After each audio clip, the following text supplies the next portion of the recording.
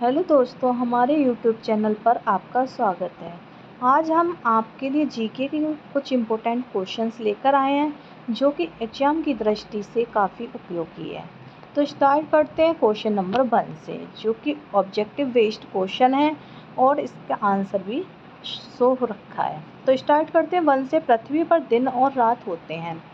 ए दैनिक गति के कारण, बी वार्षिक गति के कारण, सी छमाही गति के कारण, डी तिमाही गति के कारण।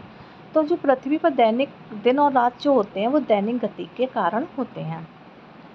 तो क्वेश्चन नंबर 1 का जो राइट आंसर होगा वो होगा ए, दैनिक गति के कारण। क्वेश्चन नंबर 2 देखते हैं। सबसे बड़ा ग्रह कौन सा है? ए बृहस्पति, बी पृथ्वी, सी यूरेनस और डी शुक्र।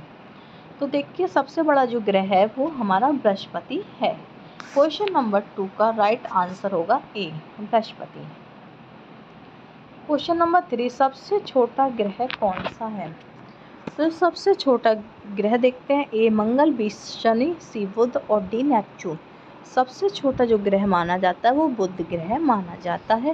तो क्वेश्चन नंबर 3 का राइट आंसर होगा सी। नेक्स्ट, अगुलहास धारा किस महासागर में बनती है? ए प्रशांत महासागर में, बी हिंद महासागर में, डी आर्कटिक महासागर में और डी अन्य। तो जो अकुल धारा होती है वो हिंद महासागर में बनती है। क्वेश्चन नंबर 4 का जो राइट आंसर होगा वो बी, हिंद महासागर में। नेक्स्ट, पृथ्वी का सबसे भीतर वाला भाग क्रोड किसका बना होता है? ए तांबा और जस्ता, बी निकेल और तांबा, डी लोहा और जस्ता और डी लोहा और निकेल। तो पृथ्वी का जो सबसे भीतर वाला भाग होता है जिसको क्रोड कहते हैं वो लोहा और निकेल से बना हुआ होता है। तो क्वेश्चन नंबर 5 का राइट आंसर हुआ डी, लोहा और निकेल। क्वेश्चन नंबर 6, मैंगनीज के उत्पादन में भारत का दूसरा स्थान है। प्रथम देश कौन सा है?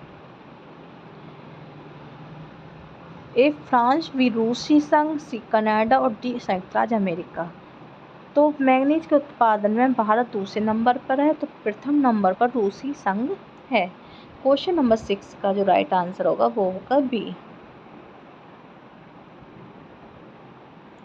नेक्स्ट, निम्नांकित में से कौन देश कोयले का सबसे बड़ा उत्पादक है? A Brazil, B Bharat, C America, D चीन। तो जो कोयले का सबसे बड़ा उत्पादक है वो अमेरिका है। क्वेश्चन नंबर 7 का राइट आंसर हुआ सी, अमेरिका। क्वेश्चन नंबर 8 देखते हैं। इनमें किसको जापान का मैनचेस्टर कहा जाता है? ए ओसाका, बी टोक्यो, सी नागासाकी, डी योकोहामा। तो जापान का जो मैनचेस्टर कहलाता है वो ओसाका कहलाता है। क्वेश्चन नंबर 8 का जो राइट आंसर हुआ वो A, Osaka. Next, question number 9, Bharat के स्वतंत्रता संघर्ष के दौरान डेक्कन एजुकेशनल सोसाइटी नामक संस्था की स्थापना किसने की थी?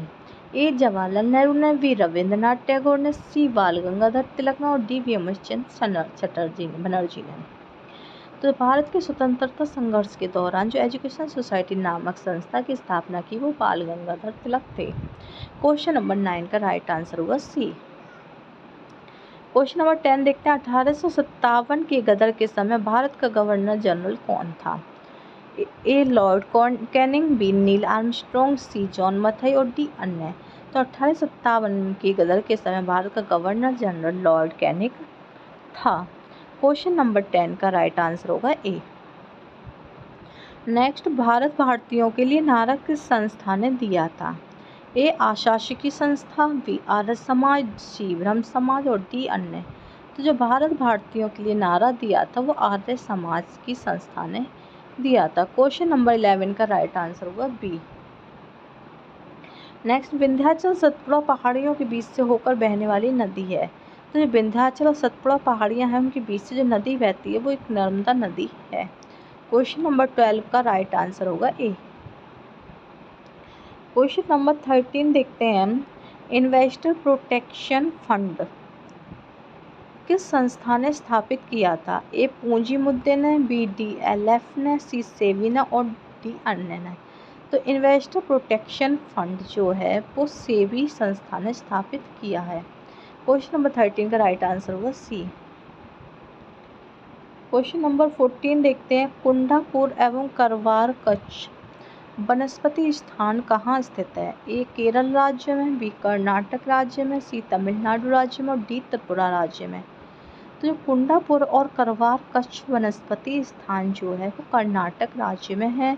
तो क्वेश्चन नंबर 14 का राइट आंसर होगा बी, कर्नाटक राज्य। आज की वीडियो का लास्ट क्वेश्चन देखते हैं। Question number 15। भारत की प्रथम बहुउद्देशीय परियोजना किस नदी पर बनाई गई थी? ए कावेरी नदी, बी गंडक नदी, सी दामोदर नदी और डी यमुना नदी। तो जो हमारे भारत की प्रथम बहुउद्देशीय परियोजना है वो दामोदर नदी पर बनाई गई थी। तो क्वेश्चन नंबर 15 का जो राइट आंसर होगा वो होगा सी, दामोदर नदी। आज के लिए इतना ही। Thank you for watching.